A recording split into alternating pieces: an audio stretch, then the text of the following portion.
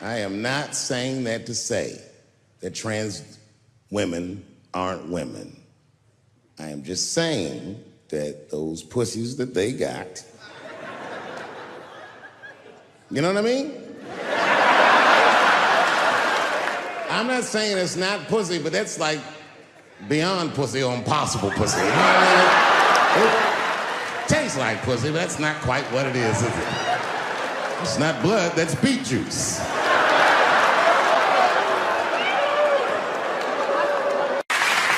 But I can't say the word faggot. And she said, because, David, you are not gay. I said, well, Renee, I'm not a nigger either.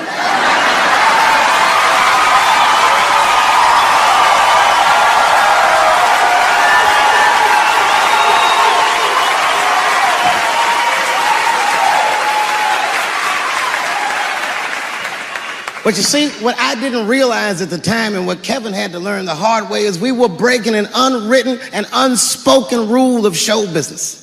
And if I say it, you'll know that I'm telling you the truth. The rule is that no matter what you do in your artistic expression, you are never, ever allowed to upset the alphabet people. You know who I mean. Those people that took 20% of the alphabet for themselves.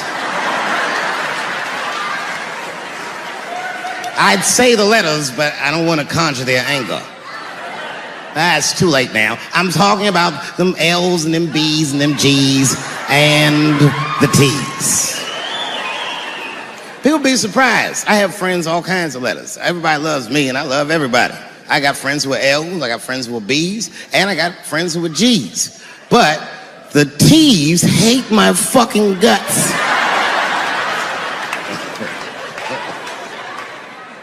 And I don't blame them.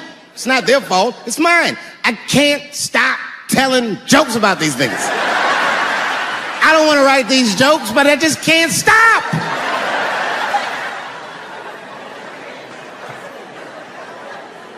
You know, you hear all those letters together all the time, LBGT, LBGT, and you think it's just one big movement. It's not.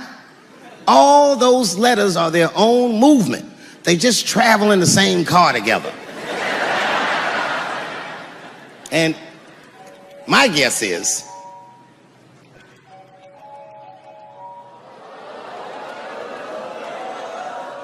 what is this, high school? This nigga probably got a babysitter or something. Go and answer your phone, nigga. Just get that shit out of here. I'm in the middle of something important. Wouldn't it be funny if we made fun of him? He's like, ah, and he went outside like, hello? Mama's dead. Oh no! Mama's dead. Ah!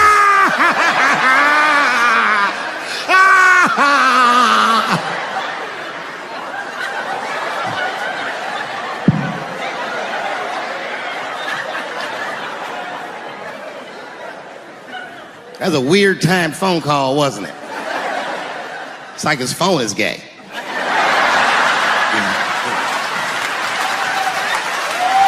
But motherfuckers are just taking it too far. I don't know why or how everybody got this goddamn sensitive. You know who hates me the most? The transgender community. Yo, yeah, these motherfuckers. I mean, I didn't realize how bad it was. These motherfuckers are really mad about that last Netflix special.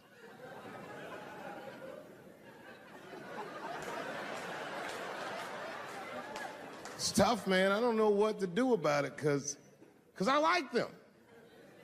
I always have. Never had a problem with them.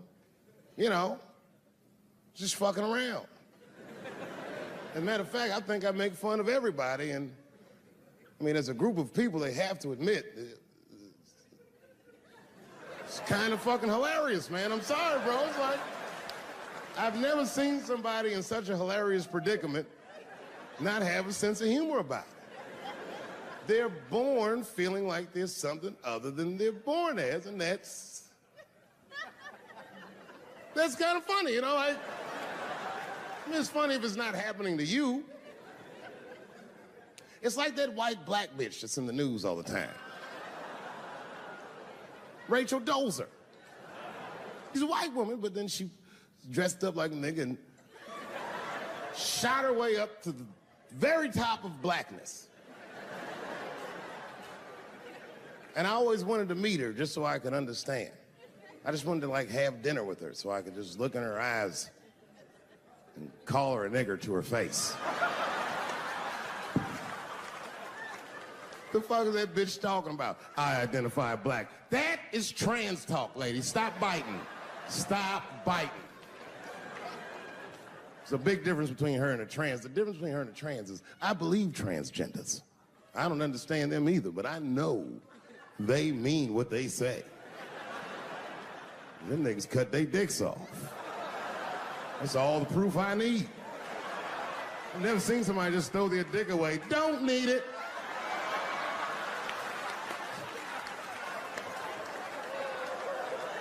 I don't understand, but I believe you and I support your decision, motherfucker. But how far is Rachel willing to go? What is Rachel willing to do so that we blacks can believe that she believes she's actually one of us?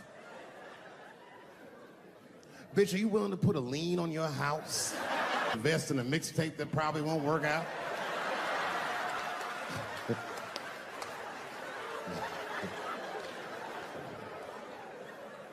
She didn't even change her name. Didn't even change her name. Her name is Rachel. I can't believe in that name. If you want my support, you're gonna have to change your name to the blackest shit I've ever heard. Bitch, you're gonna have to change your name to Draymond Green.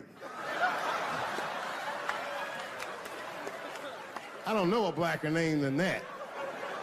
That shit is black on paper. If you type Draymond Green into Airbnb, that shit will log off automatically.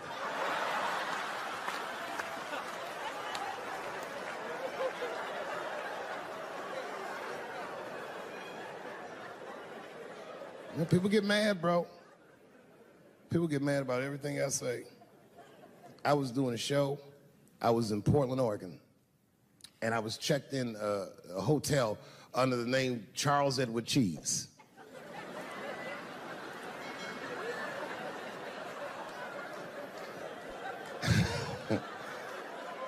I came back, and there was a note. It was like a letter on my desk. It was addressed to Mr. Cheese.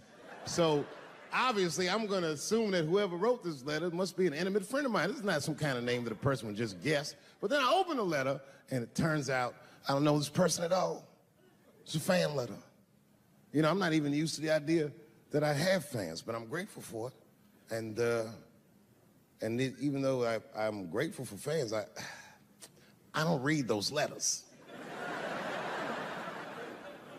Be nice if I did, but realistically, it's like, what am I, Santa Claus, nigga? I don't have time for this. Like, got shit I want to do. I'm trying to chill. Read all these dreams and wishes from strangers, but I read it. I'd already opened it. So I just read the whole letter. And you know what, man? Whoever wrote this letter truly loves me.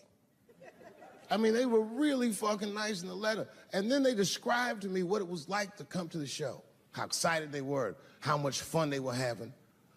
And then they said that when I got to my jokes about transgenders, that they were, quote, devastated. Because it turns out that whoever wrote the letter was transgender. Now, I'm going to be real for a second. You got to understand, I never feel bad about anything I say up here.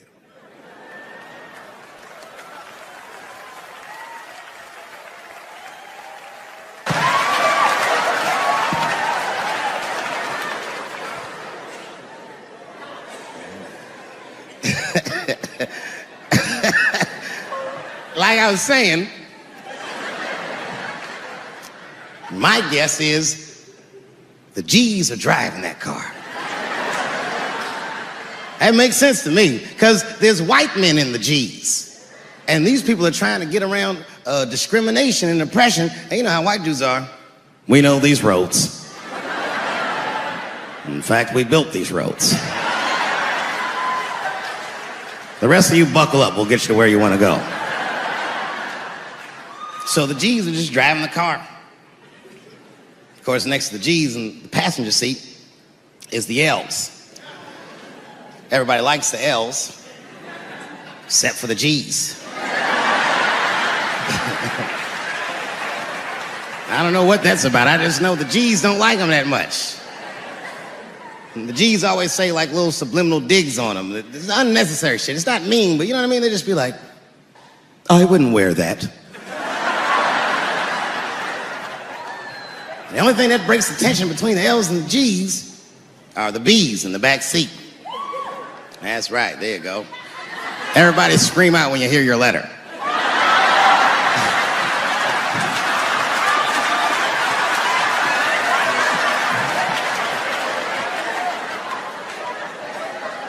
If it's one thing that the L's and the G's agree on, is that the B's are fucking gross.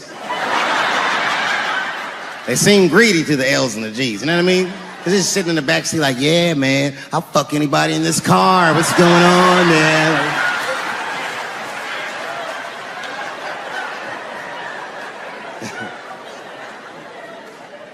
And sitting next to the B's, all the way in the backseat by themselves, looking out the window. That's the T's. Everybody in the car respects the T's, but everyone also resents the T's. It's not the T's' fault, but everyone in the car just feels like the T's are making the trip take longer.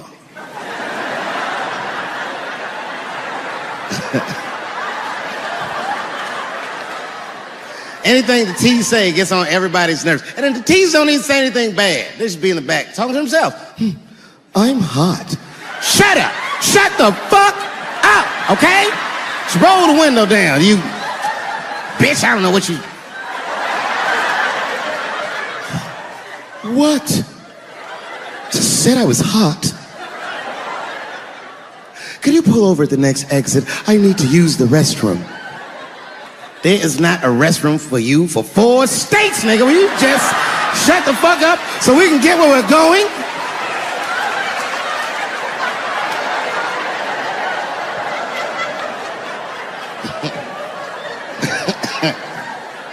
And just when that car can't get any more tense, the Q's are a hitchhiker that they pick up on the road. Some white dude in booty shorts is walking down the freeway.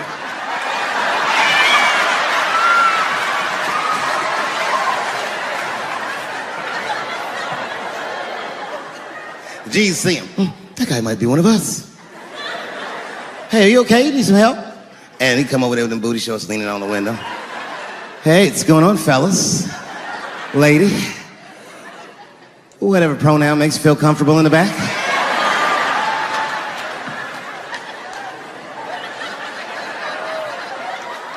Yeah, I don't really know where I'm going. I don't know if I'm gay or I'm straight or whatever.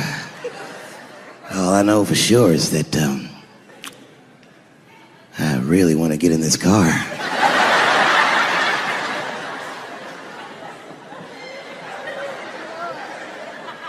And they make him get in and sit in between the B's and the T's. I feel bad for T's, but they're so confusing. And it's not all my fault. I feel like they need to take some responsibility for my jokes. Because I didn't come up with this idea on my own. This idea that a person can be born in the wrong body. But they have to admit, that's a fucking hilarious predicament. It's really fucking funny. If it happened to me, you'd laugh, wouldn't you?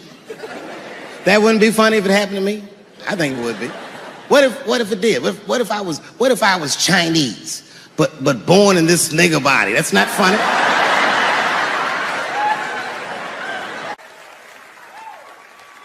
And I would never admit this to you if I hadn't locked your phones up.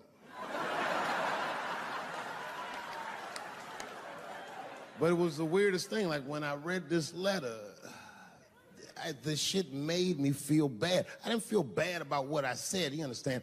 I felt bad that I made somebody else feel bad. To be honest, I don't even know what I said that upset that person. I have so many transgender jokes.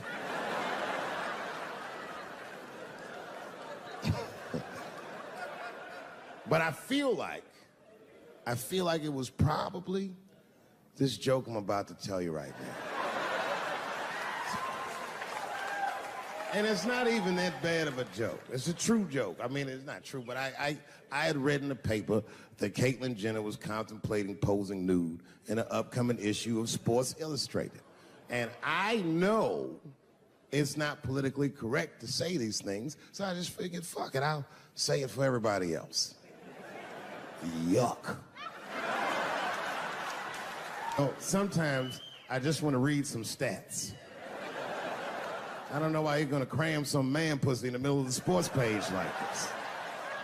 I just didn't think that was the place for it. But I wasn't saying anything like Caitlyn Jenner's a bad person. I'm not mad at her for doing it. Not even mad at Sports Illustrated. If I'm mad at somebody, I'm probably just mad at myself. You understand? Because deep down, I know that I am not strong enough to not look at those pictures.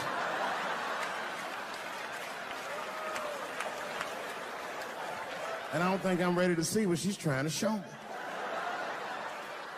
So Caitlyn, goddamn it, if you go through with this thing, bitch, you better go hard or go home. I want you to go all the way. Hustler style. Do you know what hustler style means, miss? That means spread the lips.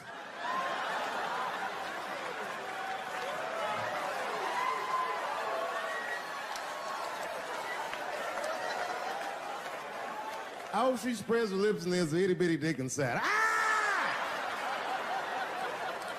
The show is behind the curtains.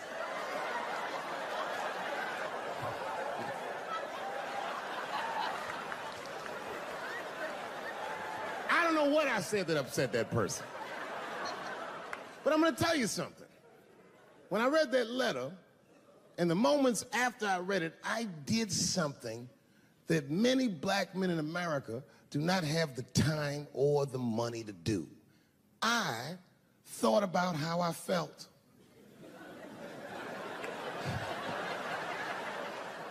I asked myself a very basic question that I don't think I ever directly contemplated. I said, man, Dave, if you're writing all these jokes, do you have a problem with transgender people? And the answer is absolutely not. The fuck do you guys think I am? I don't understand all the choices that people make. But I do understand that life is hard and that those types of choices do not disqualify you from a life with dignity and happiness and safety in it.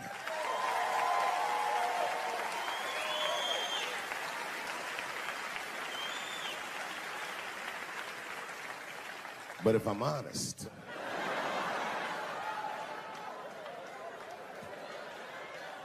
my problem has never been with transgender people. My problem is transgender people. I just feel like these things should not be discussed in front of the blacks. It's fucking insulting, all this talk about how these people feel inside. Since when has America given a fuck how any of us feel inside?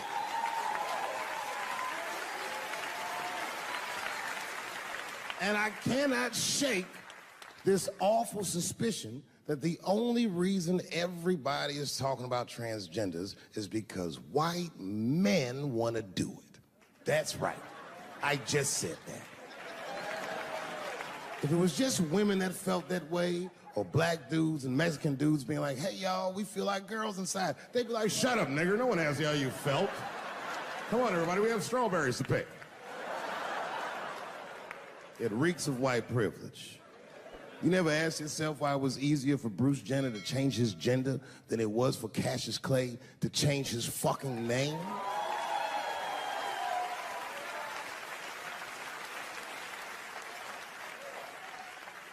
And if I were to be brutally honest,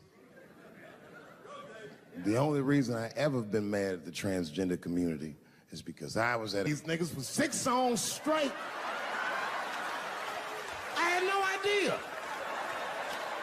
And then the lights came up and I saw them knuckles. I said, oh no! And everybody was laughing at me. Hi, world star. I said, why didn't you say anything? And then I heard that sultry voice. I didn't say anything, Dave Chappelle, because I was having a wonderful time. And I wasn't sure how you'd feel about it. I said, you knew how I'd feel. And she said, I'm going home. I don't want any trouble from you. I said, home, it's only 2 songs left. I mean, we might as well finish the night. And we ended up having breakfast together. Oh, grow up, that doesn't make me gay. I just titty fucked her. His titties are as real as any titties in L.A. It's 2 o'clock in the morning. I was just borrowing a little friction from a stranger. Whoops. Although Dave Chappelle, the black American, he was a little jealous. I was like, how the fuck are transgender people beating black people in the discrimination Olympics? If the police shot half as many transgenders as they did niggas last year, it'd be a fucking war in LA. I know black dudes in Brooklyn, hard street motherfuckers that wear high heels just to feel safe.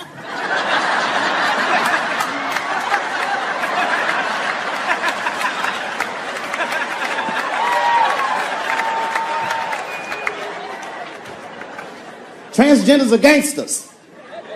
I used to do business with a transgender in Hollywood. Man, everybody would be scared of her in the boardroom. She'd walk in there, newly minted woman, high heels, purse. Wouldn't say anything to us, just walk around the conference table looking mean as shit.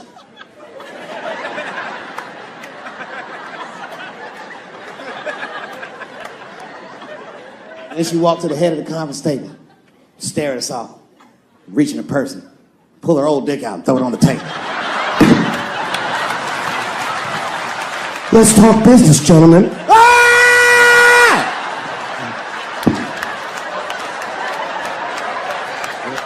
Shit is scary as fuck. If your best friend pitched that to you, you'd be horrified. Yo, nigga, let's go to the hospital and cut our dicks off and make pussies out of them shits. What? Can't we just get matching jackets or tattoos or something? Sure, that's what you want to do? There's only one way to find out, nigga. Wu-Tang, bow, bow. Let's go to the club and trick niggas into fucking us, yeah.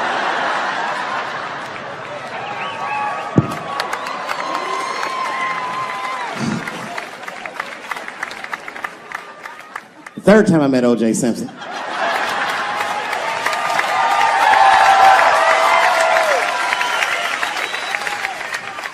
Third time I met O.J. Simpson, I was doing great in life. I just finished the 2nd season of Chappelle Show. Man, those were good days. I was playing a comedy club in Miami, the Improv. I don't know if you've ever been, but if you have, you'd know. The door for the green room is right on the stage. Can you imagine such a thing? If I walked out of the door of the green room, bam, I'm just right here. It's right from the dressing room. And I did that. I walked out, and the whole crowd was like, hooray! And I looked, ma'am, as close as you are to me, I saw him as soon as I came out, the juice. And I saw recognition in his eyes, and it filled me with pride that he knew who I was. I didn't acknowledge his presence because it was a white audience, and I didn't want to start a panic. But I did my show. Show went great. I said, good night, everyone. They all said, yay! And I didn't say nothing to OJ, but I just gave him a signal, let him know I knew he was there. And I walked into the green room, and OJ was already in there. I was like, how the fuck is this possible? I was scared. Then my friends came in, and we all started talking. We sat down on the couch, and I'm just telling you what I saw with my own eyes. You can believe me or not believe me. But in my experience, O.J. Simpson, one of the nicest men I'd ever met.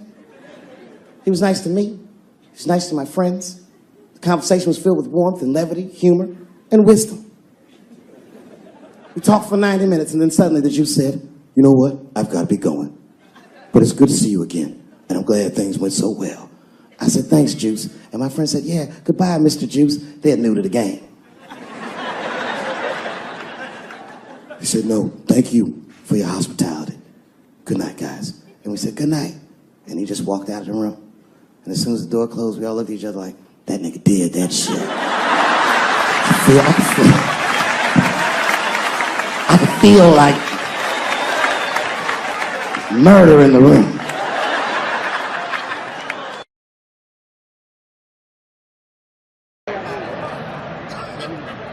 All these movements, not to get deep, all these movements probably started, not even the 60s. All this shit started in 1945. That's when America just fucking lost its mind. It was after that Second World War. Think about it. Because black Americans went off and fought in the war. They went to Europe. They made more money than they ever made in America. They might even got their dick sucked by white women. And then they came back to the United States and they looked around and they said, you know what? I don't like the way I'm being treated around here. But it wasn't just black dudes. At the same time, all the women in America went into the workforce because all the men were gone. That's when you see that old poster in the 40s with that dyke, like, we can do it. That's where that's from. And these women made money, and then the dudes came back home and started telling these women what to do, and they were like, yo, I'm not feeling you, nigga. At the same time, the CIA started experimenting with a drug in San Francisco. Back then, nobody knew about it, called LSD. By 1960, all the white kids in America were like, it works. And a new school of thought was unleashed on the American consciousness. People had never even thought like that before, and now they were thinking like that in mass. White kids in mass were like, fuck our parents' plans for us. By the time 1960 rolled around, the President of the United States was 42 years old. He was the next best hope. And they blew his brains out in Dallas, in fucking parade. That's the most gangster shit. There were 8 major assassinations in the 60s. Kennedy, X, King, Everett. And then, by the 70s, the white youth culture and the Black Panthers and the black youth culture started to merge. And you started to see Timothy Leary meeting Eldridge Cleaver in Africa, not Oakland. And that was the beginning of the 70s, one of the most turbulent decades this nation has ever seen. And I say all that to say this, that in that turbulent historical context, Bill Cosby raped 34 people.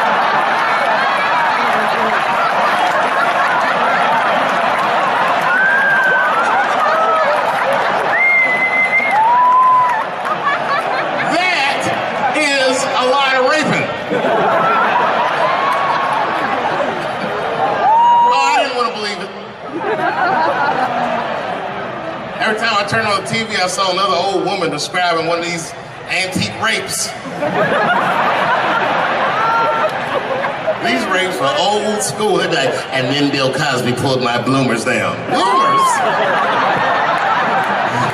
I saw him peering through me through a large cloud of vagina hair. Vagina hair?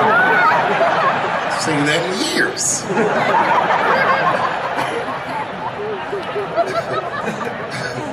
I saw that shit. I said, these people are obviously trying to destroy Dr. Cosby's rich legacy. Right? 34 allegations later, I was still like, man, they probably only raped 13 or 14 of those people. Do all that raping. It's like 50 fucking rapes. And don't forget, each one of these rapes have 8 hours of sleep in them. It's like 1,000 hours of rape. Packed into an otherwise busy schedule. Short corporate rapes, that's what I support.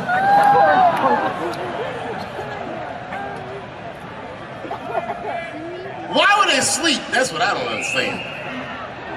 Why is Bill Cosby making all these girls sleep? Like, look, man, I'm not even as famous as Bill Cosby was, but I know 20 girls I could call right now and be like, yo, come on to my place for a drink, and I'm gonna put something in it, and you're gonna fall asleep, and I'm gonna fuck you while you're sleeping. And they'd be like, cool, nigga, cool. What time you want me to come over?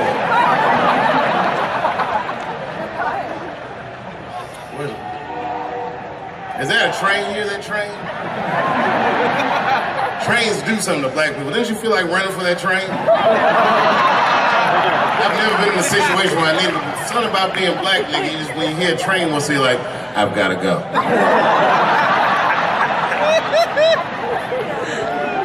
Just wanna run away. No, man, for real, it's not comfortable like it used to be.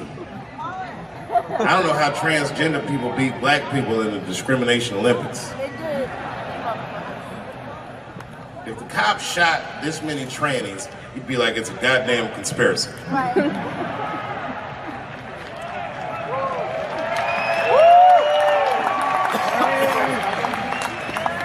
The niggas gonna start wearing high heels just to feel safe.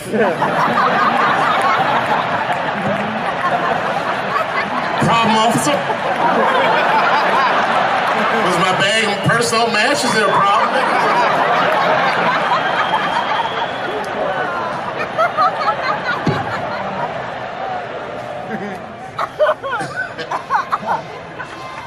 There's too many, man. It's too many. There was one good one in California where the lady got beat up in traffic. You see that shit on YouTube? Yeah. And they beat the shit out of her. You watch the tape, you be like, well, what did she do? Turns out she didn't even do anything. But the good news is the city of LA decided that the court should award her $1.5 million for pain and suffering. Which, if you know anything about money, is as much Marcos Maidana made to fight Floyd Mayweather the second time. It's pretty good considering this woman never trained a day in her life. You can see it in the tape. She didn't come to fight. She took too many shots. She covered her gut, punched her in the face. She just wasn't doing it right.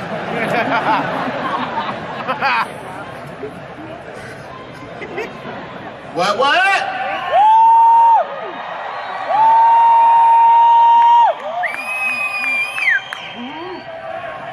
You know what's funny about being in San Francisco? First of all, the city's not even gay anymore.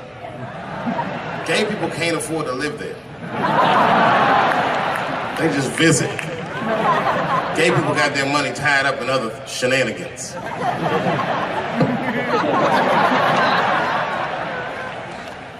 Where you from, bro? Where? Canada? Well, all right, you can get off the watch list. You know, America has a racial hot seat, which belongs to black Americans, but I know you sat in it for a while. I can honestly say Arabs and Mexicans sat in that seat. And we, the black Americans, would like to thank you both for your sacrifice and your struggle. Everybody goes through something, but at least I can leave my backpack someplace. If you leave your backpack, you got 20 minutes to find that shit before they send a robot to blow your luggage up. Don't you remember San Francisco when that motherfucking tiger jumped out of the cage and bit those people up? And San Francisco is so gay, the whole city blamed the tiger. No, they blamed the victims. They didn't even say shit about the tiger. They said these people were teasing that tiger. That's irrelevant. Tigers should not be able to jump out of the cage and kill people at the zoo. They said that that tiger chased one of his victims 400 yards. Listen, you know how fucking fast you have to run to outrun a tiger for 400 yards? They probably woke up in the hospital with an NFL recruiter standing over his bed. You did good, son. You did very good. I know this isn't a good time, but I'm with the Cincinnati Bengals. Complete coincidence. I think we can tie something in and do something really big with you. One of the guys the tiger bit was Mexican, and the other two were Arabs. I said, who trained this tiger? Homeland Security, like everybody? I gave that tiger some beans. You smell those beans? You can smell that. Go get them. Here's some curry.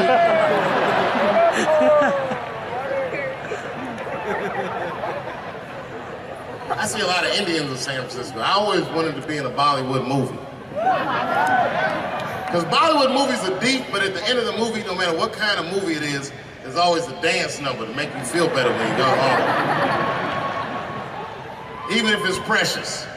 At the end of the movie, Precious would just jump out of the coffin. I don't have AIDS.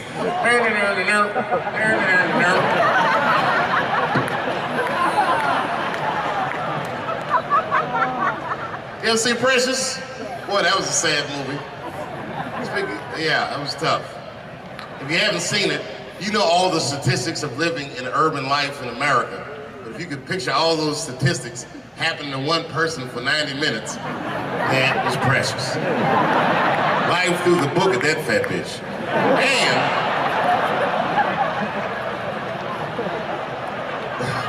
And the music haunted me. Because the music was like, you know, like, I don't know, break beats or something. If they had Eddie Vedder do the score for Precious, I'd have killed myself in the movie theater. They had some of that, like, Smashing Pumpkins. Precious was morbidly obese. She couldn't read good. She was a victim of incest, and the baby had Down syndrome. Still the first verse, nigga. You gotta see the movie.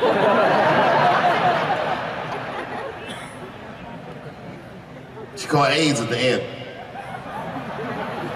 She might have had it the whole movie, but at the end she found it.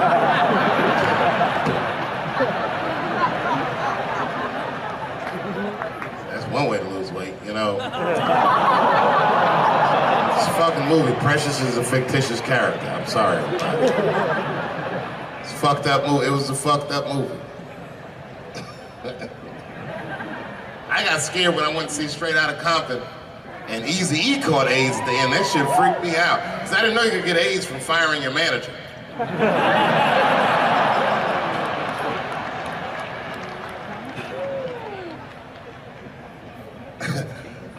You didn't see Straight Outta Compton? Eazy-E caught AIDS in the last 10 minutes of the movie. He just started, you good, nigga? You all right? Yeah, I'm good. Who catches AIDS like that?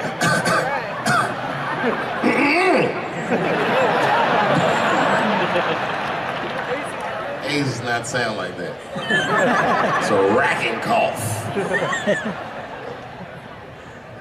And AIDS weird that a disease came out of nowhere in the 80s that doesn't kill anybody but niggas, fags, and junkies? What kind of disease hates everybody that old white people hate? I think the government hid that shit in disco balls. Only fun people get AIDS. You never see that guy? I think I'm gonna stay home and read a book.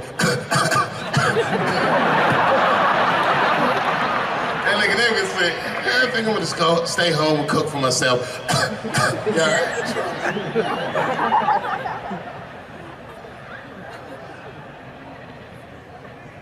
Remember when Donald Sterling made that tape?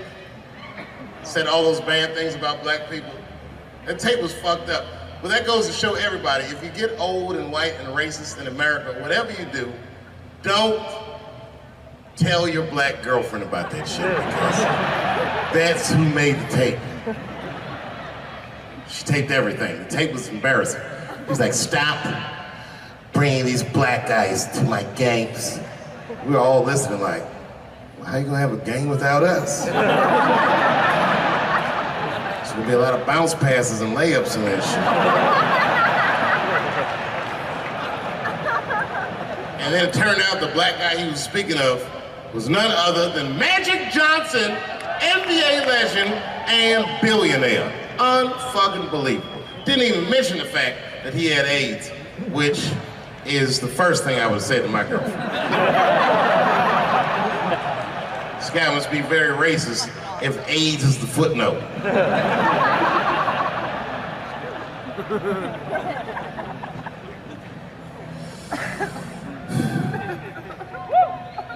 How many of y'all work for Google?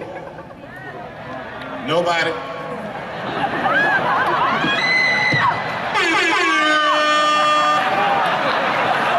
Thanks, Fuse. That air horn always pushes the joke through. You ever do something regular, but if you do it with the air horn, it sounds better. Like once I pulled my dick out at a New Year's Eve party. Real traumatic experience. I'd been drinking. It's really fucked up. I had to make all new friends. I did it on the 10 count. Them motherfuckers was like, 6, 5. And I was saying to myself, what if I pulled my dick out? They said 3. And then I looked down and said, oh no, it's out!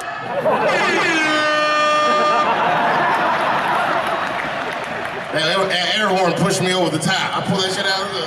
I was like, oh!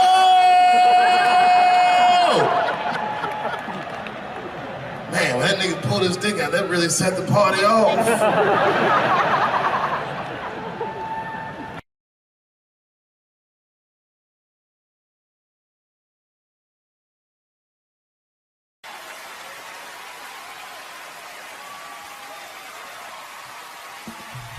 Ladies and gentlemen, Dave Chappelle.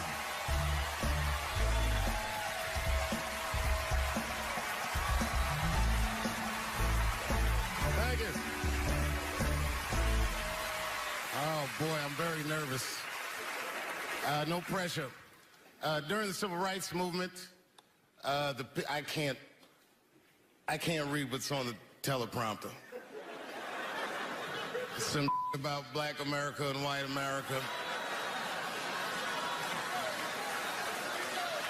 There's black Americans and there's white Americans. We're all one America. So if you don't mind, this is not live, is it? I imagine whatever I say, you could just edit it out. Let's try it a few ways. Lou, are you in the booth? I am. All right, good.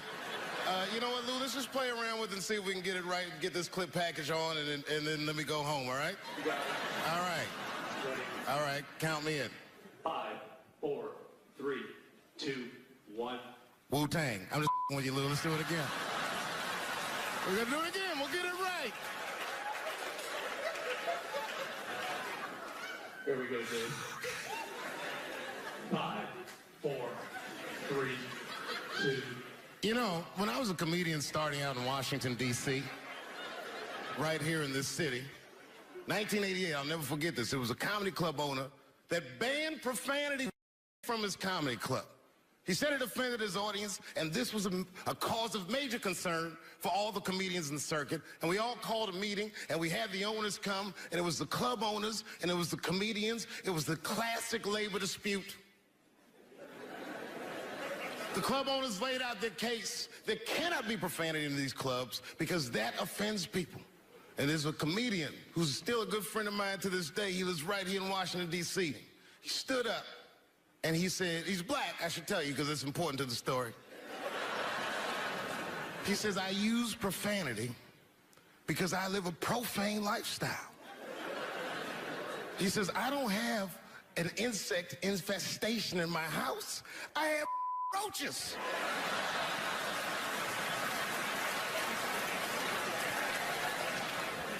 My favorite comedians are like musicians, and the audience is their instrument. And the music they make is your laughter. And that's the laughter that I scored my entire life to. So now, some of my favorite American comedic composers. Thank you. When I lose my job, I lose my man. Treat me like a dog. He called me a dog. Yes, he did. What did he call me? An old dog. Sometimes I wished I was a dog and he was a tree. When you stop and think, football's a fair sport for my people. Only sport in the world a Negro can chase a white man and 40,000 people stand up and cheer him.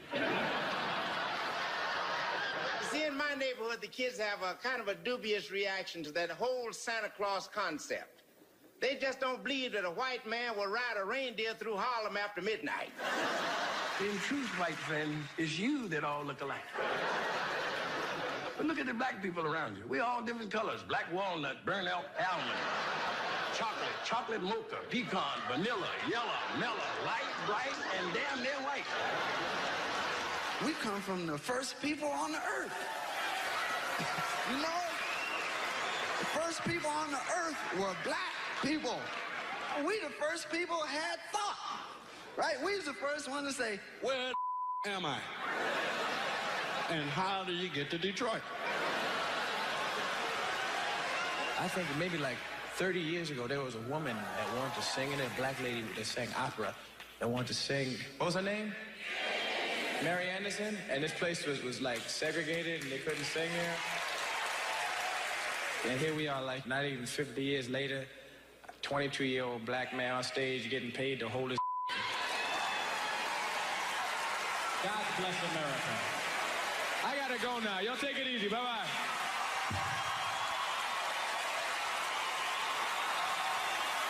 Janelle Monáe, Will Smith, Common, Gladys Knight, and John Legend when we continue. Yeah, man. Well, you ladies are right. To be honest with you, your lives look terrifying to me.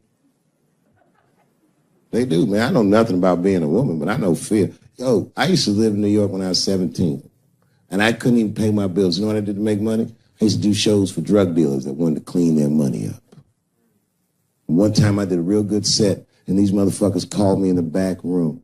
They gave me $25,000 in cash. It's probably 18, 19 years old. I was scared. I thanked them profusely. I put that money in my backpack. I jumped on the subway and started heading towards Brooklyn at 1 o'clock in the morning. Never been that terrified in my life. Because I never in my life had something that somebody else would want. I thought to myself, Jesus Christ, if motherfuckers knew how much money I had in this backpack, they'd kill me for it. Then I thought, holy shit. What if I had a pussy on me all the time?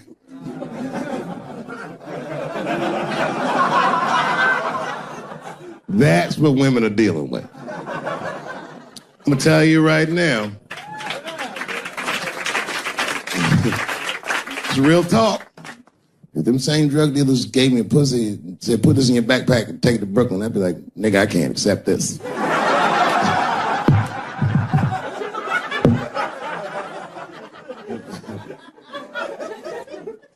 I empathize, man, you know. Everybody gets mad because I say these jokes. But you understand that this is the best time to say them. More now than ever. And I know there's some comedians in the back. Motherfucker, you have a responsibility to speak recklessly.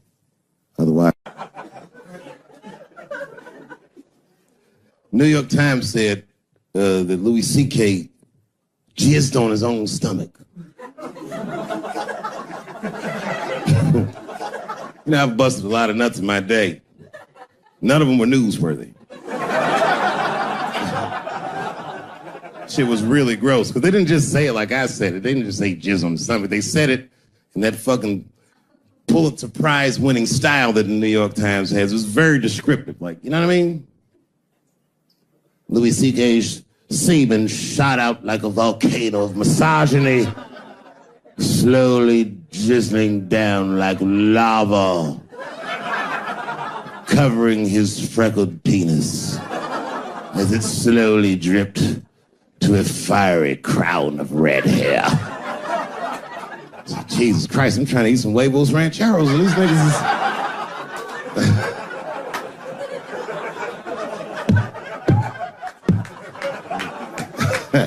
And you know, the tough part, being a comedian, knowing the motherfuckers, everybody comes up to me like, did you know? Did you know what Louis was doing? No, bitch, I did not know. The fuck you think we talk about at the comedy club? Hey, nigga, how was the weekend? Great, man. I was just jerking off in faces and coming on my own stomach, having a good time. You know how this business is. No, I didn't know. They act like we sit around like Grease. Tell me more, then she put up a fight. Dun, dun, dun, dun, dun, dun, dun, dun, dun, dun. Sorry, I don't know the choreography, but you get the point. You get the point. She was intense. But Louis was like the turning point. I mean, you know, all these allegations are terrible. Louis was the only... I shouldn't say this, but fuck it. His allegation was the only one that made me, like, laugh. Well, if you think about it, because all his friends is reading it, and he's jerking off, and he's surprising people. He's surprising me.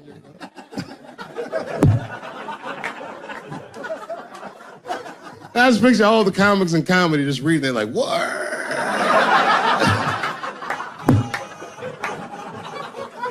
It's terrible. I know it's terrible. I'm sorry, ladies. You're right. You are right. But at the same time, I mean, you know what I mean? I don't know. Jesus Christ, they took everything from Louis. I was like, I don't know, it might be disproportionate. I can't tell. I can't tell. This is like where it's hard to be a man.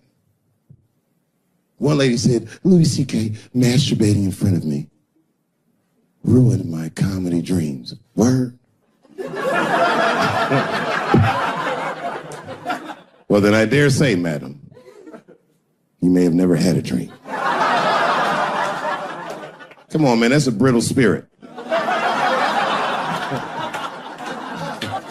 That is a brittle-ass spirit, nigga. That shit is too much. This is a grown-ass woman. You know what this shit is like? It's like COINTELPRO. You know what that is?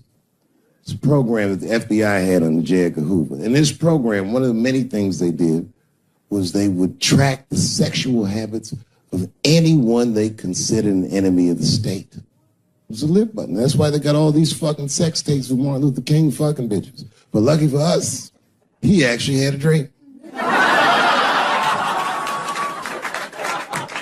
You think if Louis C.K. jerked off in front of Dr. King, he'd be like, I can't continue this movement.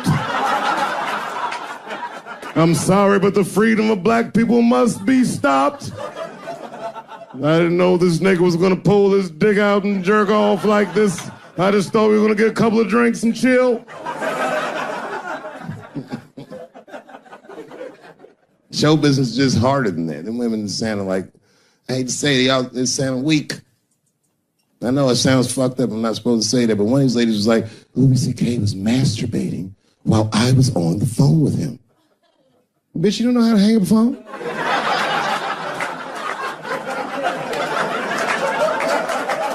How the fuck are you going to survive in show business if this is an actual obstacle to your dreams? I know Louis is wrong, ma'am. I'm just saying I'm held to a higher standard of accountability than these women are. Don't forget who I am. Don't forget what I am. I am a black dude.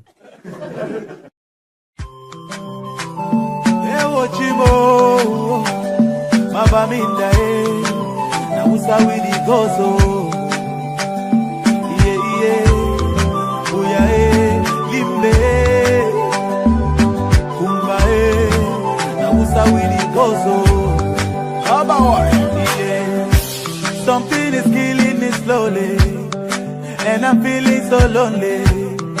But this thing I must to talk, oh.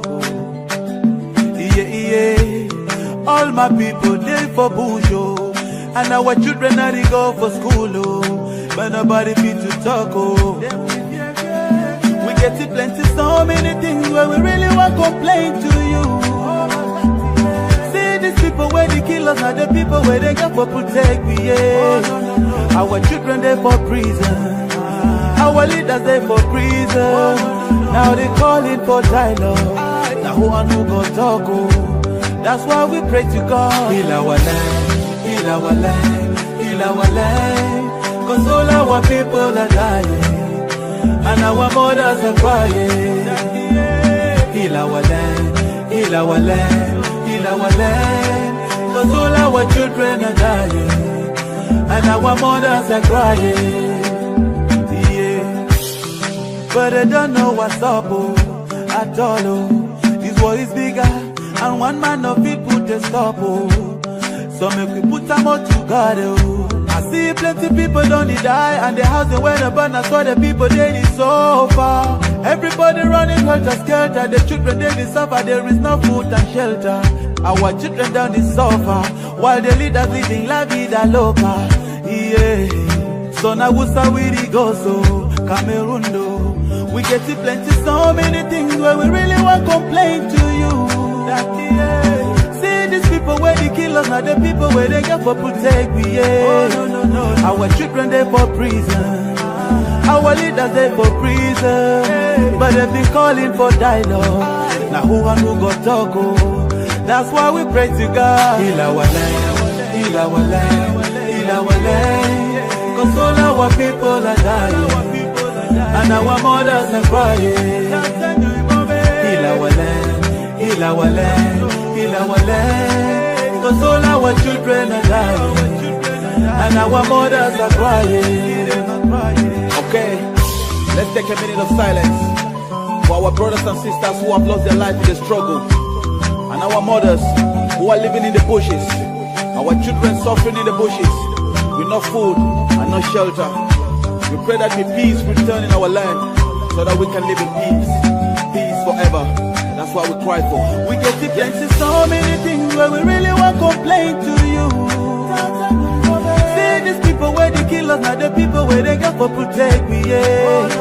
Our children they for prison, our leaders they for prison, but they've been calling for dialogue. Now who and who got talk, oh. That's why we pray to God. Heal our land, heal our land, heal our land. Cause all our people are dying, and our mothers are crying. Heal our land, heal our land, heal our land. Cause all our children are dying, and our mothers are crying. Say we get to plenty, so many things that we really won't complain to you, Daddy. Now who's how we go so? Mabaminda, Buya, Limbe.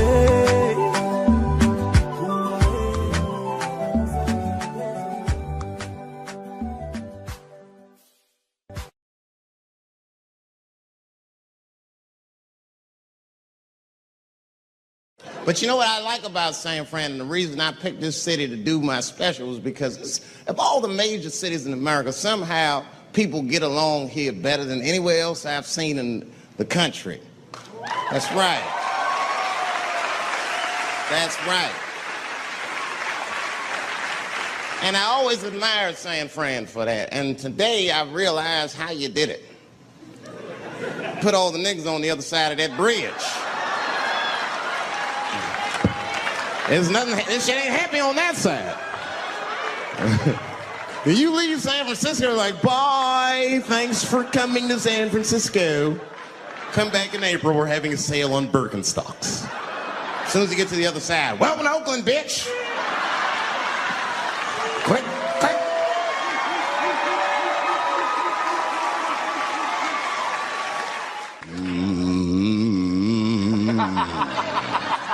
You know, that's just my grandmother used to sing that when she cleaning up. That's a Negro spiritual. Black work song. Not everybody know about that. I know. See, white people, you guys might whistle when you work. You dig? But that's how you can tell what kind of work we're actually doing.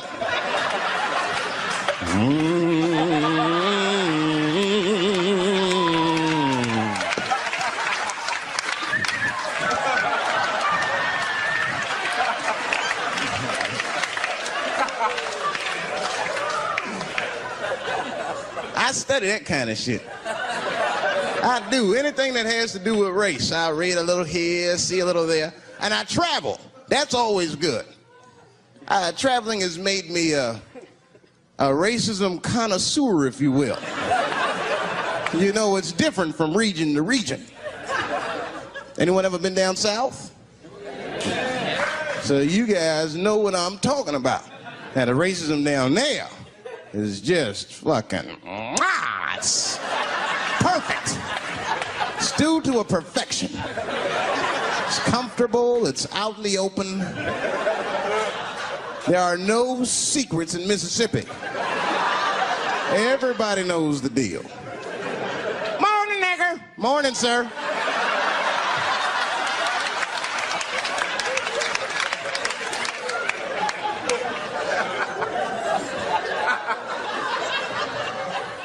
I got a lot of things to talk about tonight. First of all, I've stopped smoking weed. With black people, you didn't let me finish, motherfuckers. God damn. I'm sorry, black people, to break the news so publicly, but I can't smoke with you anymore. Every time I smoke weed with my black friends, all you talk about is your trials and tribulations. I'm sick of that shit. I got my own problems. Nigga, that's a waste of weed. I'm smoking weed to run away from my problems, not take on yours. From now on, I smoke weed exclusively with white people. Calm down, motherfuckers. You win by default. You got good weed conversation. All white people talk about when they get high is other times that they got high. I can listen to that shit all night. Dude, remember at Frank's last week? It's fucking smashed, man. And catalogs everything they drink. 2 shots of Jaeger, tequila, 4 bong hits, man, beer, cheeseburger. That shit is great. Only bad part is you cannot pass out around white people. Every time white dudes pass out around each other, they always do some borderline gay shit when the guy's asleep. Frank fell asleep, so we like stuck a carrot in his ass and put shaving cream on his balls. Like, why, motherfucker? Why'd you do that to a friend of yours? He trusted you enough to sleep around you? You gonna put a carrot in his ass? Is that nice? I tell you right now, if I put a carrot in a black dude's ass, a nigga will kill you when he wakes up for some shit like that. That is an automatic death sentence on the street. It's a rap for you. I'm gonna kill that motherfucker. I thought y'all was friends, baby. What happened? I fell asleep at his house, right? We was drinking, and I fell asleep at his house, and while I was sleeping, right? I'm just gonna kill that motherfucker, all right? That's all you need to know. And fuck carrots. Not up here. You hit the big cities, man, it's different. It's always a secret.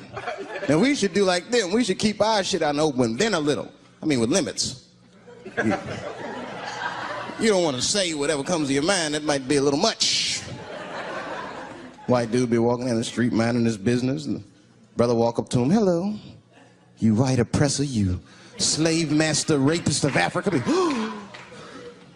Why, hello, my big lip spear chucking friend. Touche, hunky. So, Whitey, what did you do today, huh? Oppress a new land and make the people there Christians against their will?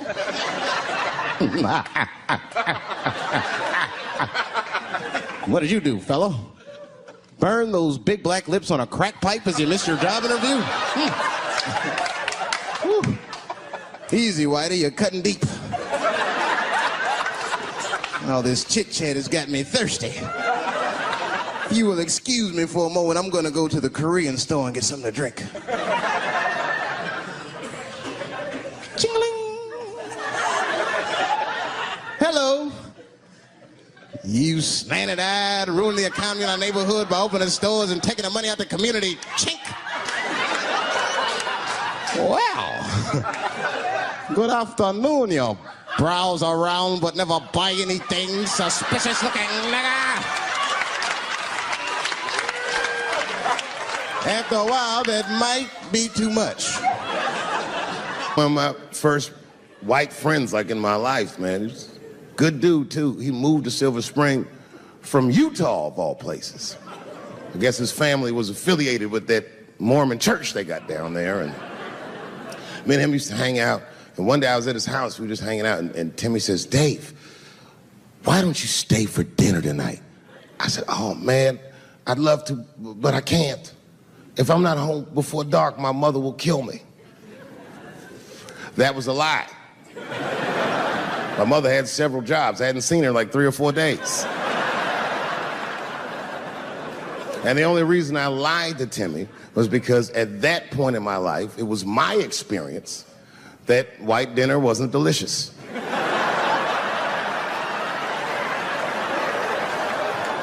I'd rather go home and fry some bologna or some shit like that.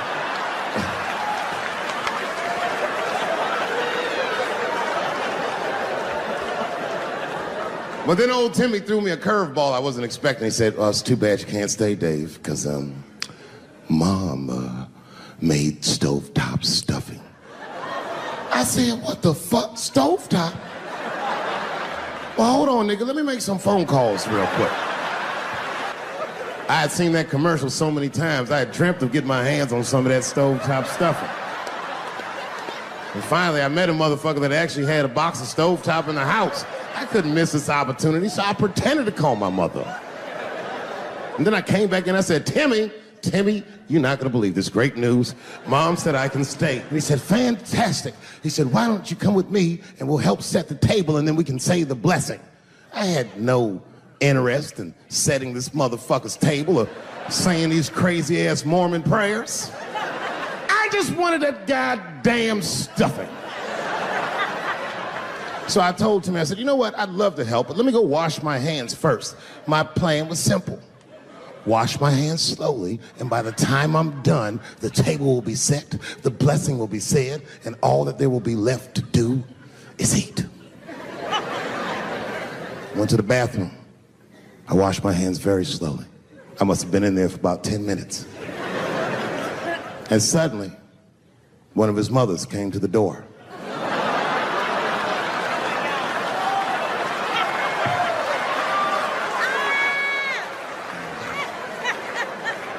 She was like, hi, David, right? I said, yes, ma'am. She said, Timmy tells me that you're planning on staying for dinner. I said, I hope that's not a problem, ma'am. She says, no, it's no problem. In fact, we'd love to have you. It's just that we weren't expecting company. And I'm afraid there's not enough stovetop stuffing for everybody. So I kicked her in the... Bam! Ladies and gentlemen, I told you I'm dope, nigga. I told you what I was gonna say and you still didn't see it coming. And that's why I make the big bucks. People only see the surface. They see the division in our foods. Just because I eat chicken and watermelon, they think that that's something wrong with me. Let me tell you something. If you don't like chicken or watermelon, something is wrong with you, motherfucker. There's something wrong with you. Where are all these people that don't like chicken and watermelon? I'm sick of hearing about how bad it is. It's great. I'm waiting for chicken to approach me to do a commercial, nigga. I'll do it for free, chicken. It's the least I can do. They make fun of Latin people for eating, what y'all eat? Beans, rice, corn. Listen, that's not a reason to hate a motherfucker, all right? It's funny, but it's not a reason to hate. The only reason these things are even an issue is because nobody knows what white people eat. You've been very good at keeping that shit a secret amongst yourselves. I study white people. You don't know that. I'm writing a paper on you. Not even for school, nigga, just to do it, just to get, I'm just doing this independent research. I'm spending my money, that's why I'm working so hard. I follow you around grocery stores. They freak out. I just try to peek in the cart. They always say, get away from my cart, nigga. What are you looking at? Chicken and giblets are over there. You must be lost. These are vegetables.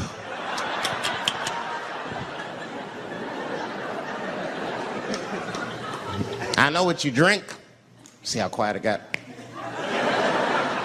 Grape juice. Surprise, motherfuckers, you didn't know I knew about grape juice, did you?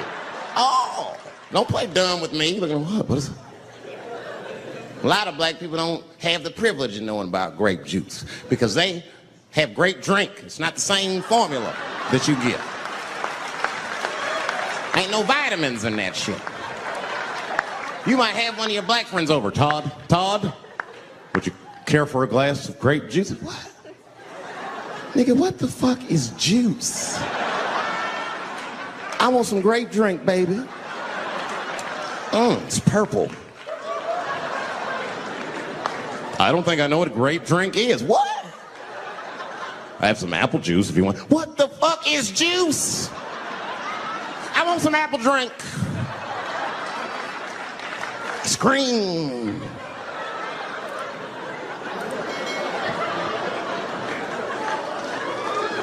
Remember that commercial for Sunny Delight when all the kids run in from outside playing and they all run to the fridge?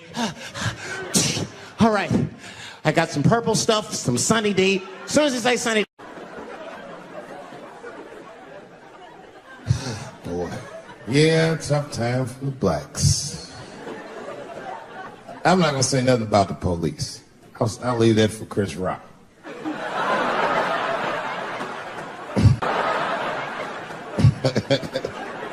The other big sports story was fucking Ray Rice's tape. Anyone see that Ray Rice tape? I can't stop watching it. It's fucking awful. It's the most violent thing I've seen happen to a woman that was shot in color. Really fucking bad. Like, if I could have froze time at that moment and gave Ray Rice some advice, I don't think there's any way possible I'd be like, you should punch her in the face. It's a fucking terrible idea. At the same time, I also believe she shouldn't have rushed him. What the fuck was he like? Yo, you can't beat him, miss. Don't rush a motherfucker that's trained to stiff on people in the clutch. He's gonna get the upper hand.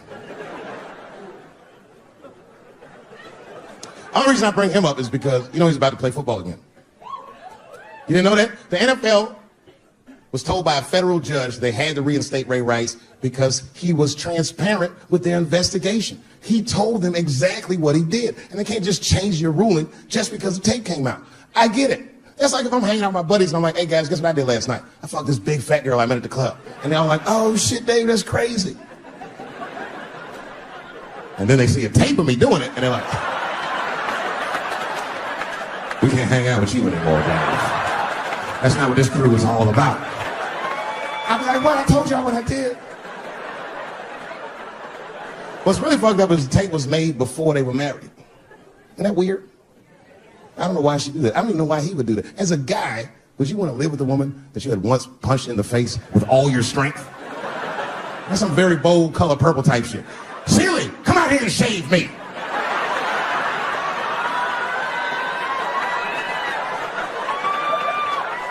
You out of your fucking mind? I had to ask an older friend of mine just to get some perspective. This older black dude. Actually, the fairest person I've ever met. And I asked him, I just said, hey man, I said, did you see that Ray Rice video? And instantly he was like, David, that shit was disgusting. And then a moment later he goes, I wonder what she said to him. I don't think that matters. I think the idea is you're not supposed to punch her in the face. My wife says terrible shit to me. My wife once called me a pussy in front of dinner guests. I know, I started to get mad, but then I was like, fuck it, she's probably right. I am a pussy, I admit it. I'm soft and warm and persuasive like a real pussy. Right. And then I told her, I said, and if you don't take care of me properly, I might stink like your pussy. Oh, we fight dirty at the Chappelle household. It's not a big deal. No. If you want to get to the bottom of a matter of the heart, what you're supposed to do is ask a woman. Now, actually, there's two women that I know. They're both college professors in this little area I live in. And I meet them twice a week at Starbucks for coffee. Talk about important shit. And I asked the girls who was in the coffee clutch, I said, yo, why y'all think that this woman stayed with Ray Rice after we punched her in the face with all the strength? And one of my girlfriends said, David, you need to wake the fuck up. She's staying for the money. Well, now, wait a minute, because my other girlfriend was like, I disagree. I think that she actually loves him. And I said, wait a minute, ladies, you know what? I think that you're both right. And what I was doing when I said that was preserving the possibility of a threesome with these bitches. I've been chipping away at this pussy one cup of coffee at a time for like 4 years. I'm gonna throw all that hard work away with some Ray Rice shit. I don't care that much. I'm just being real. It's fucked up, man. It's a tough time for the blacks. I love you too. And then here comes the banana peel. I'm waiting on it in a second. You know that's how it starts. I saw in the paper today that the guy that threw the banana at me got arrested again because he threw a banana at another motherfucker in a bar in Santa Fe. Look it up online after the show. He actually did that. And that guy was black too. I'm just saying. And you know what the guy said he did it at night? He said, I did it because Dave Chappelle is racist. So, nigga, that's not the best way to handle that if I am racist. What if Martin Luther King just went around throwing tuna casserole on white people? Would that work? Huh? I see your girl bubbling. She's drunk as hell, buddy. Listen, sir, I don't know what she's saying, but just take my advice. Get some water in her, or you're going to have some dry pussy when you get home.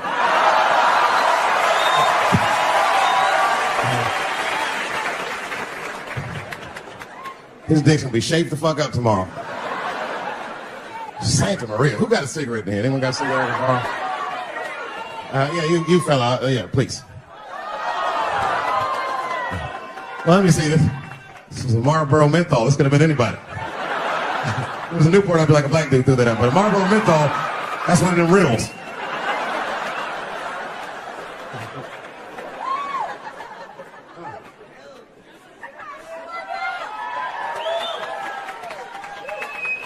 Is the word pussy offensive?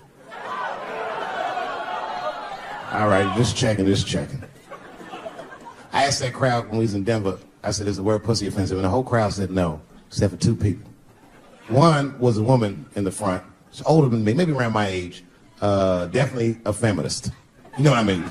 Short haircut, plaid shirt, you know what I'm saying? And she didn't say it offended her. What she said is, she said, I'm uncomfortable with that word. And I was like, really? You? And then before I could ask her why, there was one other guy, he was in the balcony. Now, I don't think he was saying this to me, but he said this. Everybody heard him say it. He goes, it's delicious.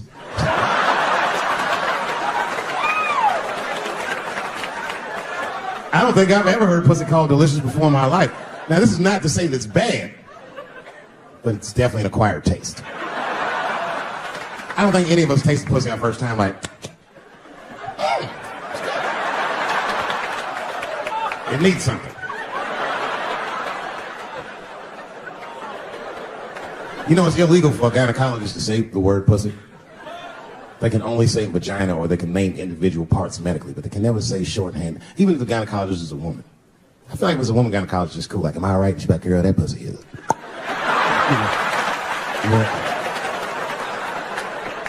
I don't think men should be allowed to be gynecologists. That shit is a conflict of interest.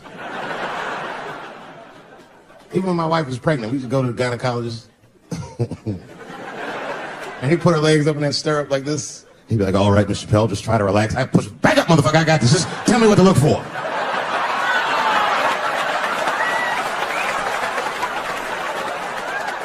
One of those home-style checkups.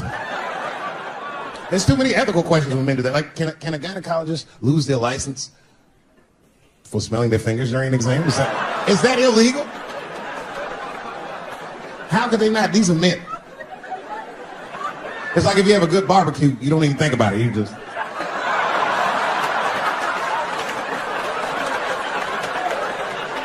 The word pussy is only offensive if you're older.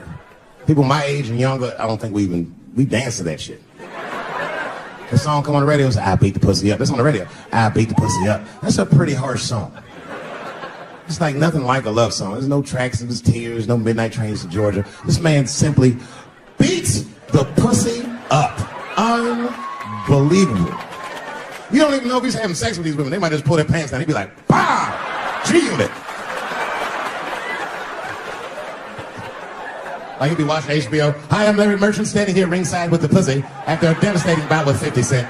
Pussy, come over here and let me talk to you for a second. My God, you look terrible. Your lips seem to be swollen. You're bleeding a little bit. Tell me, pussy, what happened inside of that ring with 50? I don't know, Larry. I felt really good in the first round. I was ready to fight. It's warm and moist, and I don't know if you just hit it from angles I wasn't expecting. Front, left, backside surprised me the most. Well, pussy, let's take a look at round 4. This is where it all went wrong for you. Here you come out of your corner, pussy. You're fighting really good. It looks like you got 50 with a right and a left, but then 50 slips your jab, and there, right there. You see that? He punches you right on that little bean thing you have on the top of your head. I don't know what that is. There's 50 just pounding away at that bean over and over. And that pussy, tell me, what goes through a fighter's mind when their bean gets rattled around like that? I don't think I was thinking anything, Larry. You know, I'm a real good defensive fighter. It's real hard to get to me. I've never been punched directly on my bean before. As a matter of fact, most fighters don't even know that bean exists. I guess he just hit me, then I lost control of my legs. I don't know what else to tell you. I like when Lil Wayne talks about pussy. Lil Wayne used to have that song. He say, I got a bitch that plays movies in my jacuzzi. And then it goes like this. Pussy juicy. That shit always makes me laugh. Because no guy says that. You know? Only Lil Wayne says some shit like that. If you was fucking a girl, she's like, is this pussy good? And I'm like, it's juicy. It's good. Pussy was juicy. That's why I'm not Lil Wayne. Because if I was in a hot tub with a girl and I could tell that the pussy was juicy while I was in the hot tub, I'd probably get out of the tub. I'm a germaphobe.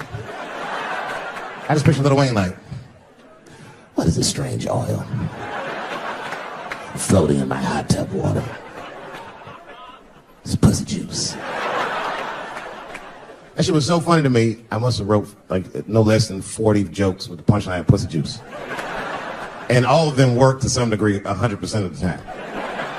I'll do one more just so you believe it, okay? All right, and this next piece, it's a special episode of CSI. For some reason, Lil Wayne is guest starring as the lead detective, okay? That's the setup. Are you ready? Here it goes. Has anyone else been on this crime scene? No. It's very strange. This place is virtually undisturbed. No forced entry. No sign of a struggle. Shine your flashlight right here. To sniff at something. What is this? What is this? It glistens in the light. Smooth to the touch.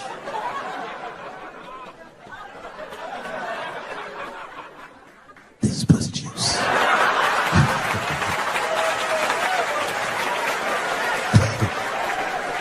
She must have been seen Indian style.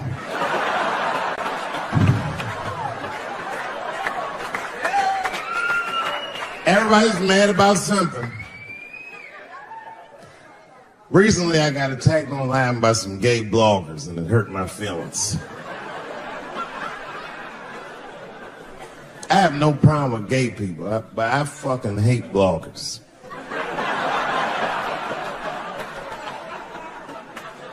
I'm not saying it because this person was gay. They was acting like a bitch online. They was like mischaracterizing my jokes, trying to make a point off of me, when it's like, yo, I'm your ally, motherfucker. I'm not trying to stop gay people. I got better shit to do.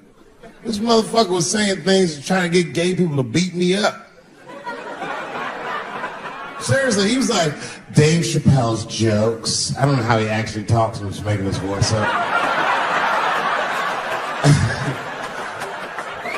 Dave Chappelle's jokes were an affront to the manhood of all gay men. What the fuck does that mean? I didn't say anything that would allude to gay men not being men. I know you men. In fact, what could be manlier than fucking another guy in the ass? It's the most gangster shit I've ever heard of in my life. I told you I'm not cut out for that. I'm a pussy. You know what I said? That's all I said. First of all, I'll tell you right now what I said. And I will tell you that this was not a joke. It's a true story. And I just happened to tell it. All right, what happened was I went to a gallery party. All right? I don't know who in here has ever been rich before, but these are very nice parties. You know, wine and cheese and baller conversation. And there was a few eccentric types, one of which was a very wealthy man that happened to be wearing a dress. I don't know what you call him now. He was a tranny or a drag queen, perhaps. Whatever it was, this is definitely a man. And this man was definitely on drugs. I don't know what kind of drugs he's on, but I knew he had too much. He didn't look good. It's like this, he's like, he looked sick. And all his friends were standing around him, concerned, trying to revive him. I don't know what it is. It looked like some kind of gay CPR. There was fanning and shit.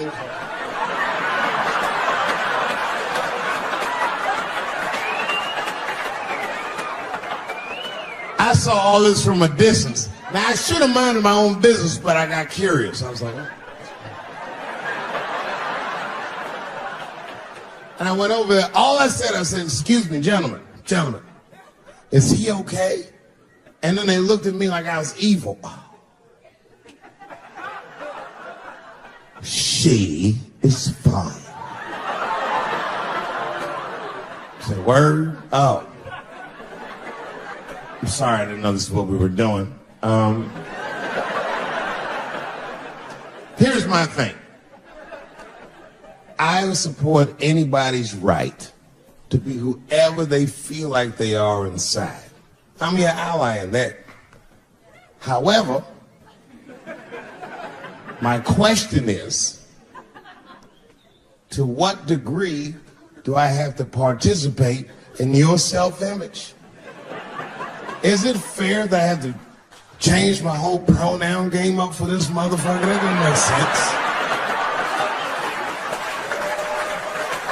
Seriously. If I put on an Argyle sweater and I'm like, hey everybody, I feel like a white guy in this sweater and I want some goddamn respect and a bank loan. It's not gonna work. Give a fuck how I feel. Why should I give a fuck how you feel? Nick.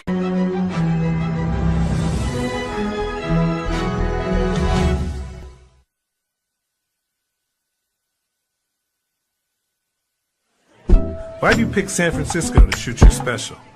This is one of the best towns to ever do comedy, and this is the most historic venue you got as far as comedians are concerned, because Lenny Bruce ripped it down here. All the best came through the Bay. What about Richard? What about Robin Williams, Carlin, Mooney? You don't necessarily have to be the biggest star. As long as you come with it and people coming out, they like to see live performances because it's a savvy audience. San Francisco, are you ready?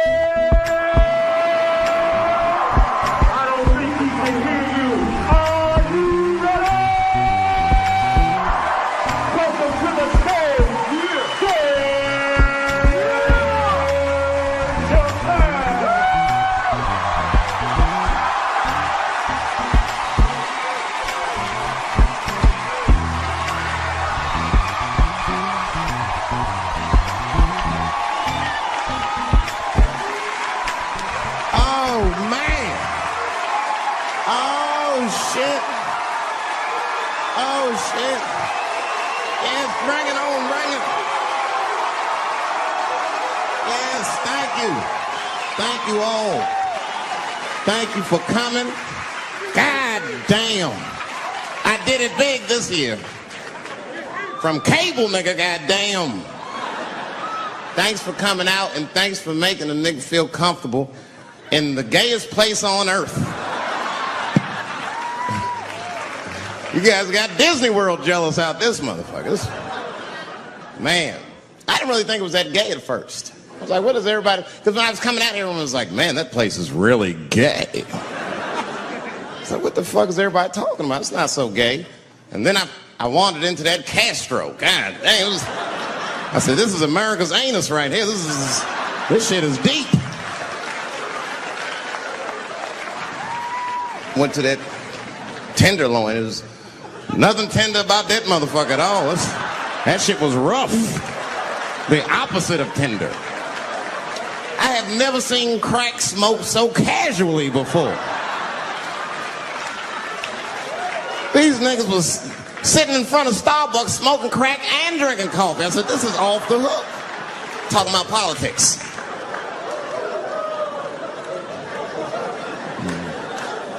I seen one crackhead trying to break into somebody's car, man, and it struck a chord with me. I tried to stop him. I said, hey! And he looked back and saw me and said, oh, keep an eye out. I said, nigga, that was me that said that. I'm trying to help you. I want this shit to stop.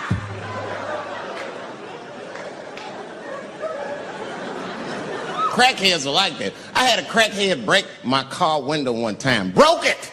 You know what he stole? Fucking candy bar I had lying on the seat. That's all he took. It's a goddamn candy bar. I was so mad. I drove around the neighborhood for 5 hours looking for a crackhead with chocolate on his face. I did that. I finally found when I grabbed that motherfucker and said, hey man, what's all this chocolate on your face, motherfucker? He looked confused. Chocolate? This is doo-doo, baby. I said, ah! Oh, man. This place is insane. But you know what I like about San Fran, and the reason I picked this city to do my special is because of all the major cities in America, somehow people get along here better than anywhere else I've seen in the country. That's right. That's right. And I always admired San Fran for that. And today I realized how you did it. Put all the niggas on the other side of that bridge. There's nothing, this shit ain't happy on that side. You leave San Francisco like, bye, thanks for coming to San Francisco. Come back in April, we're having a sale on Birkenstocks. As soon as you get to the other side, welcome to Oakland, bitch. Quick, quick.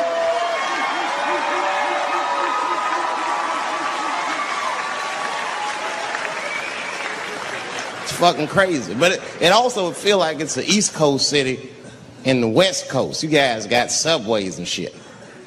I'm scared of public transportation. I was on a bus that was held hostage 45 minutes. It wasn't life-threatening. I don't want to give you that impression. It was a dude jerking off, but the shit was scary, son. It was scary. It was right before it happened, I was on the bus smoking a cigarette. It's a long story. It's not the coolest shit I ever did. And people freaked out. Sir! Sir, put that goddamn cigarette out, okay? This is everybody's air, sir. I flicked it. I didn't want any trouble. And just at that moment, coincidentally, this homeless dude out of nowhere pulls his dick out, started beating off, and I was furious because nobody said shit to this guy. They were just looking like, oh my God. I was the only one on the bus that had the balls to say anything to him, and it's not even like I was brave, really. It was that, you know, I was sitting next to the motherfucker. I had to say something. Come on, dog, you hit my elbows. Stop. Son, stop. That's all I said. I didn't want to say too much. The guy's beating off on the bus. It means there's something wrong with this motherfucker. He's not wrapped so tight. I didn't want to push him over the edge. As soon as I said something, all these dummies on the bus, now they're brave. He's right. Put your goddamn cock away. I don't want to see this anymore. I don't want to see it either. Yeah! Now the guy flips out. All right, everybody, back up. Back the fuck up. I tried to be nice about this. Now everybody freaks out. Oh my God, it's a biological attack. Oh. I'm caught in the middle. I can't lose my cool. I said, hey, everybody, just calm the fuck down or you're going to get me shot. Let's all just be cool. Let's do what this man says so he'll leave us alone. Now everybody gets quiet.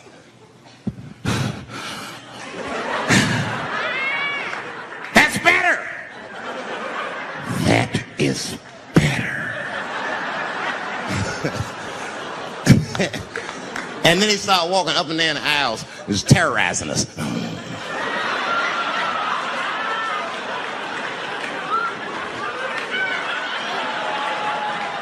And then he starts making demands. You in the pink shirt, squeeze your tits together. Oh God, no, no.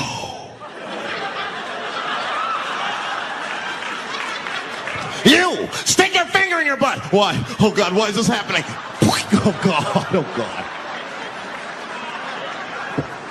He was working my way. Shit was tight. Just that minute. I got saved, dudes. I was so lucky. This guy at the other end of the bus, he snapped. He lost his mind. I seen it happen. Ah! He screamed out, rush him! He can't come on all of us and charge me out. Ah! And it was like a movie. This homeless dude seen him coming and shot one off. Ah! I dodged that shit like the Matrix. Niggas, oh.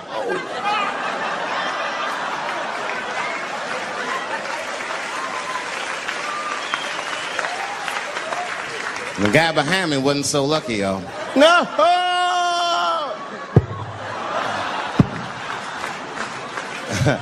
That shit was gross. It didn't kill him, but it was, I'm sure that fucked his day up. You're not gonna have a normal day if the homeless dude busts a nut on your forehead and 8:30 in the morning. That's a wrap on the rest of the day. Ah! This guy was freaking out. It burns! Oh! Oh! Oh! Everyone was standing around looking at him. Even the homeless dude felt bad. I guess he was finished. He came back to his senses. Oh, this is my stop. I I said, relax, motherfucker. I had to say something. Relax. Oh, I can't. I got AIDS. I know it. I said, you can't get AIDS from a homeless dude busting a nut on your forehead. That's not how it spreads. I don't even know if that shit's true. That's just what I told him, man. He was so scared I had to say something. I don't know where AIDS comes from. Who the fuck knows? Scientists don't even know. Scientists still say AIDS started because somebody had sex with a monkey. Word. After all this research, this is the best explanation that you came up with, mother. Nobody fucks monkeys and people, you idiot. You either fuck monkeys or you fuck people. That's it. There's no in between. You're not gonna get some monkey pussy on Tuesday and then be like, oh, let me call Charlene on Thursday. No. Once you fuck a monkey, that's a firm decision. I'm out of the human pussy game for good. It's ridiculous. You act like monkeys are just as open as waiting for people to fuck them, man. It's ridiculous. But the monkeys don't want to be fucked by people. Think about it. Think how hard it would be to catch a monkey and fuck it. That's ridiculous. That's how it had to go down. Who you think you're just gonna walk up to him in the woods and brab this nigga with fruits and bananas? Hey, buddy. Hey.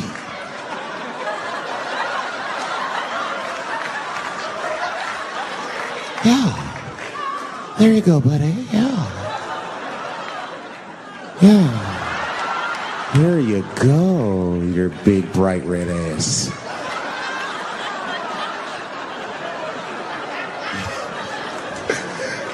Big bright red booty. You know how strong a monkey is? Would rip your dick off like the celery stalk. Just throw that shit in the tall grass to never be seen again.